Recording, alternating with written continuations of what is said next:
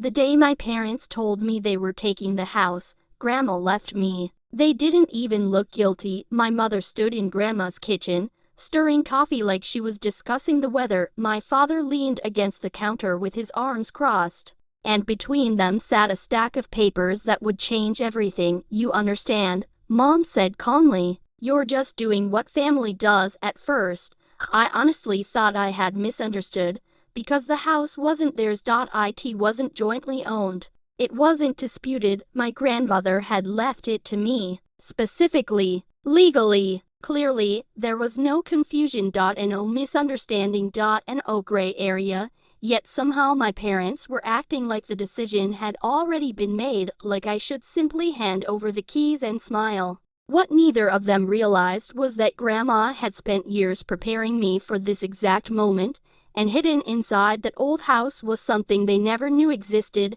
Something that would eventually destroy every lie they'd built. But before I tell you how everything collapsed, I need to explain how I became the outsider in my own family. My name is Emma Carter. I'm 34 years old, and for most of my life, I believed family meant sacrifice. I grew up in a small town in Ohio with my parents and my younger brother Jason. If you looked at us from the outside, we seemed normal.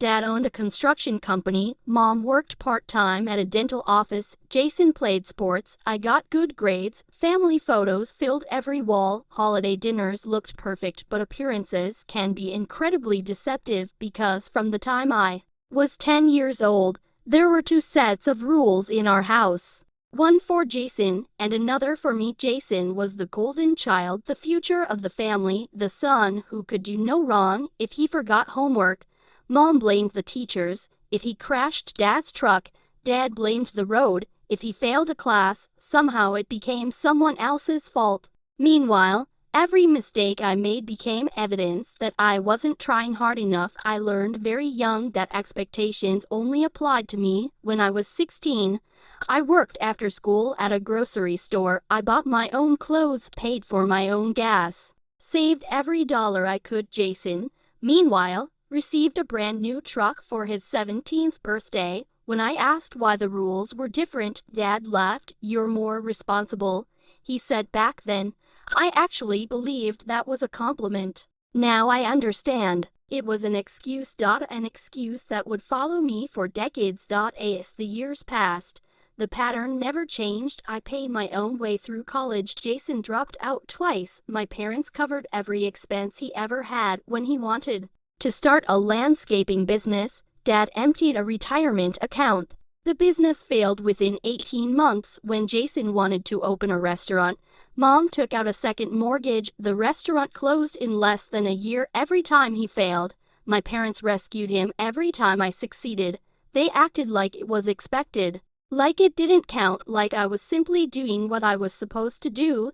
The only person who ever noticed was Grandma Evelyn. Grandma saw everything, and unlike everyone else in the family, she wasn't afraid to say it. Your parents are making a mistake, she told me one afternoon while we sat on her porch. I was 26 then, fresh out of graduate school, working my first real job. They love you, Grandma continued, but they don't see you clearly. I remember laughing. It doesn't matter. It matters more than you think. At the time, I didn't understand what she meant. Years later, Grandma and I became incredibly close, partly because she treated me like an equal, partly because she listened, and partly because she never asked me to sacrifice myself for someone else's comfort. The house became our special place. It was a beautiful two-story home she'd owned for over 40 years. Nothing extravagant, just warm, comfortable, filled with memories. Every creaking floorboard had a story. Every room carried history. When life became overwhelming, I drove there. When work stressed me out, I visited Grandma. When relationships ended, I sat in her kitchen drinking tea. That house felt more like home than my parents' house ever had. Jason almost never visited. In fact, he openly complained about Grandma, said she was judgmental, said she favored me. The truth was much simpler. Grandma expected accountability. Jason hated accountability.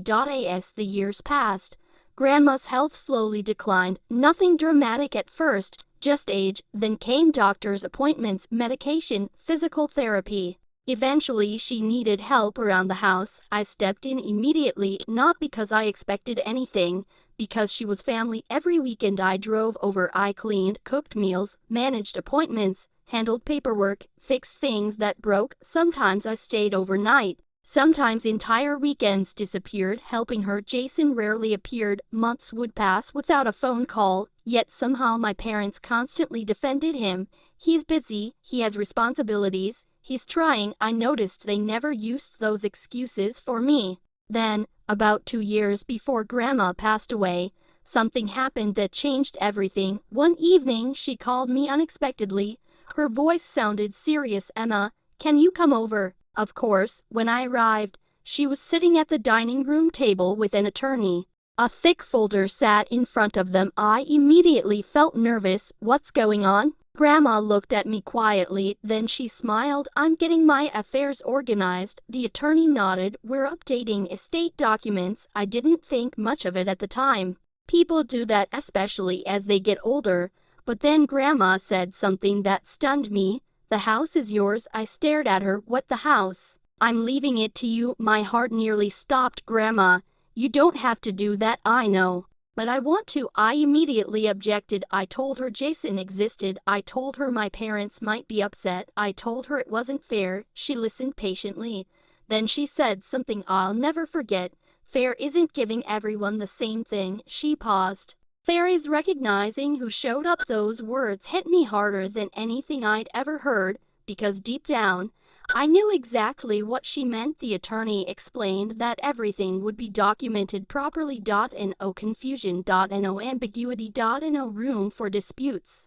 Grandma had made her decision, and nothing was changing it. I left that evening overwhelmed. Part of me felt grateful, part of me felt guilty. Mostly, I hoped my parents would eventually understand. I had no idea how wrong I was, because when Grandma passed away 2 years later, grief wasn't the only thing waiting for me. The reading of the will lasted less than 30 minutes, but those 30 minutes shattered my family forever, and the moment my parents heard who inherited the house, I saw something in their eyes that terrified me. Not sadness, not disappointment. Entitlement, the kind that convinces people they deserve something simply because they want it, and within 72 hours, they would begin a plan to take everything Grandma had left me. A plan they believed I was too loyal to stop. A plan that almost worked, until they discovered Grandma had left behind one final surprise, one that neither of them saw coming. The funeral ended on a cold Thursday afternoon. By sunset, most of the relatives had already gone home. The casseroles had been dropped off. The flowers lined my apartment. My phone buzzed every few minutes with messages saying how sorry everyone was. I answered almost none of them. Grief has a strange way of making the world feel distant. You hear people talking, but the words don't fully reach you. You smile because it's expected. You nod because it seems polite. Inside, though, everything is quiet. Grandma Evelyn had been the one person in my life who never asked me to earn her love. Now that voice was gone, I kept replaying our last conversation together. She had squeezed my hand and smiled. "No matter what happens," she'd whispered, "don't let anyone convince you that love requires surrendering what's right." At the time, I thought she was talking about work or relationships. I never imagined she was warning me about my own parents. 3 days later, our family gathered at the attorney's office for the reading of the will. The atmosphere felt uncomfortable. Before anyone even spoke, Jason leaned back in his chair, scrolling through his phone. Mom looked irritated, almost impatient. Dad kept checking his watch as though he had somewhere more important to be. Only I looked nervous. The attorney opened the folder. Grandma had left charitable donations to her church and local animal shelter. Several family heirlooms were distributed among cousins.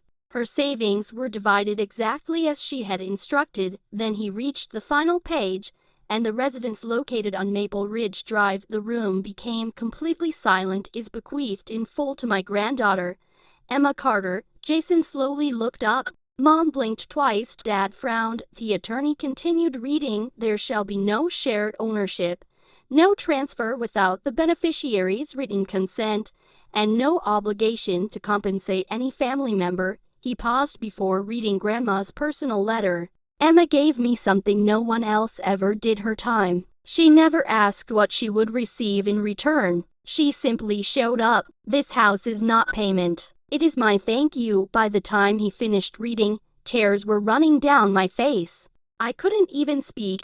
I wanted to thank Grandma one last time. Instead, Jason laughed, not because he found it funny, because he couldn't believe it. Seriously.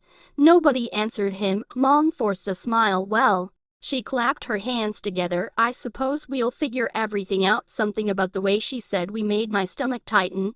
The first 24 hours were surprisingly peaceful. No arguments. No angry phone calls. No accusations. I actually believed my family was handling everything with maturity. Then Saturday morning arrived. At exactly 8:17 a.m. my parents pulled into Grandma's driveway. Behind them came Jason in his pickup truck, and behind him a moving trailer. I stared out the front window in confusion. What were they doing? Mom walked straight to the front porch carrying a clipboard.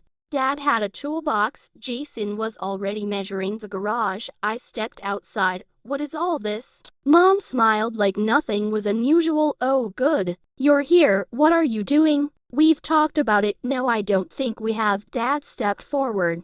We've decided Jason needs this house. I waited for the punchline. He never came. What? It's bigger than his apartment, Mom explained. It has land. He'll finally have stability. I laughed, not because it was funny, because it was completely absurd. You can't be serious. This house belongs to me. Dad sighed dramatically. Legally, maybe, but practically. He looked around the property. This should stay in the family. I stared at him. It is staying in the family. Mom shook her head. You know what I mean. Actually, I did. They meant Jason.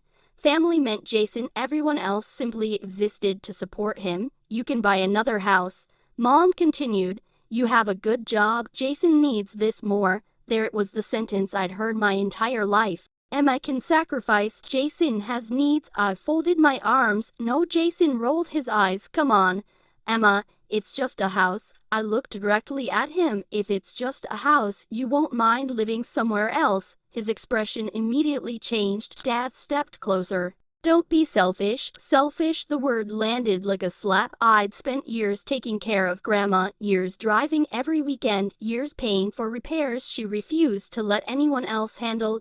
Jason hadn't visited in nearly 8 months before she died. Yet somehow, I was selfish. The conversation lasted almost an hour. Every argument sounded familiar. Family helps family. Your brother has children to think about someday.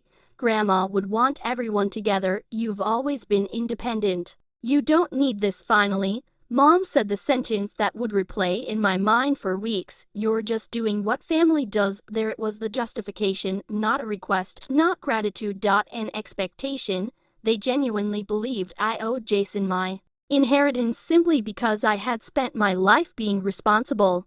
I took a slow breath. No one word. Calm, firm, final. Dad's face hardened. You'll regret making this difficult. Without another word, they packed up and left. I watched the trucks disappear down the road. Something told me that wasn't the end. It was only the beginning. Monday morning I arrived at work to find 12 missed calls from Mom, 7 from Dad, 9 from Jason, dozens of text messages. Some pleaded, some guilted, others sounded strangely confident. Jason might as well cooperate now. Dad, you're embarrassing the family.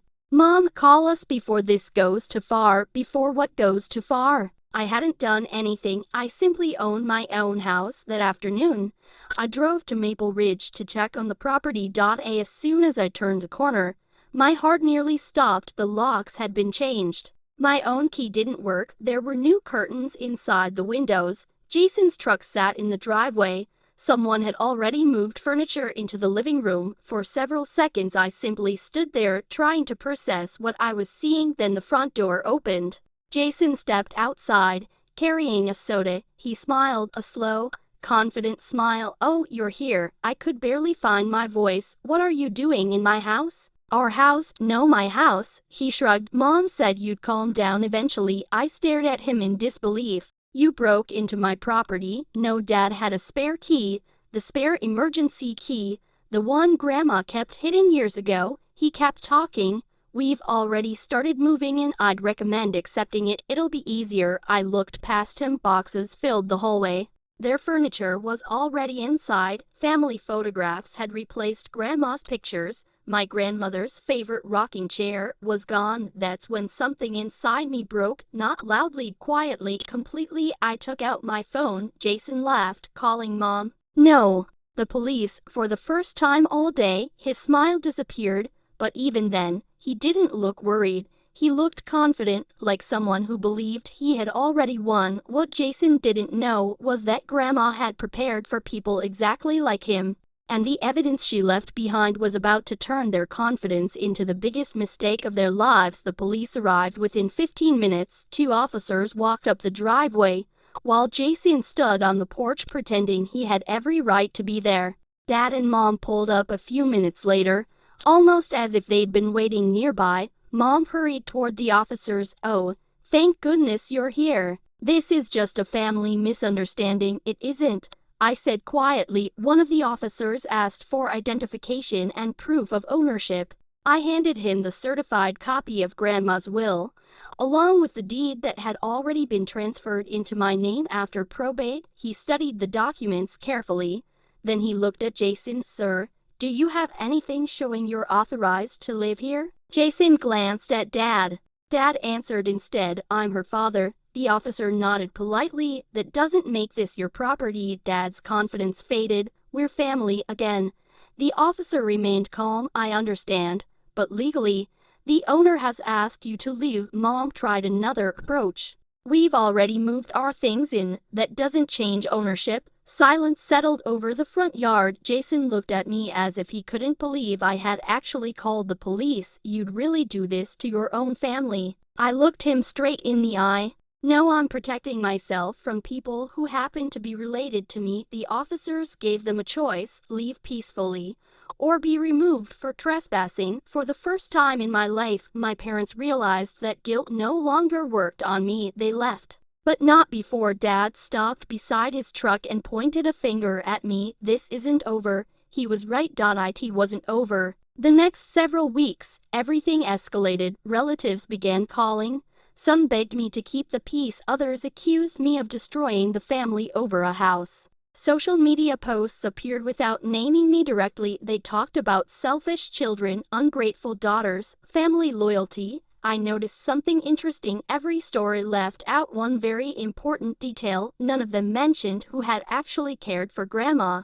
None of them mentioned the years of doctor's appointments, the repairs, the weekends, the holidays, the sacrifices. Apparently those memories had become inconvenient. At first, I wanted to defend myself. Then I remembered something Grandma once told me. People committed to misunderstanding you will ignore every explanation. So I stayed silent. Silence irritated them far more than arguments ever could. A month later, I received court papers. Jason was contesting the estate. According to his filing, Grandma had been manipulated. He claimed I had pressured an elderly woman into changing her will. When I finished reading the complaint, my hands shook, not because I believed he'd win, because I couldn't believe how far they were willing to go. I immediately called Grandma's attorney. He sounded almost amused. I was wondering when this would happen. What do you mean? There are some things your grandmother instructed me not to discuss unless someone challenged her wishes. My heartbeat quickened. What things? Come to my office tomorrow. The following afternoon, he placed another folder on his desk. Unlike the first one, this folder was marked in Grandma's handwriting. He carefully opened it. Inside were documents I had never seen: a handwritten journal, medical evaluations, financial records, photographs, emails, letters, even a flash drive. I looked at him in confusion. He smiled. Your grandmother was an exceptionally careful woman. He inserted the flash drive into his computer. A video appeared. Grandma looked directly into the camera. If you're watching this, she began with a small smile. Someone ignored my wishes. She looked healthy, confident, completely clear-minded. She held up that day's newspaper to establish the date. Then she spoke for nearly 20 minutes. She explained exactly why she chose me. She described every weekend I had spent helping her, every hospital visit, every repair, every conversation Then her expression became serious. I am making this recording because I know certain members of my family. She paused. They mistake kindness for weakness. She named Jason. She named my parents. She calmly explained that she expected them to pressure me after her death. She even predicted they might challenge the will. I have been evaluated by 2 independent physicians. She held up signed competency reports. I am of sound mind. This decision is entirely my own. Then came the sentence that made me cry. Emma, if you're seeing this, I'm sorry they put you through this. I hoped they would surprise me. I don't think they will.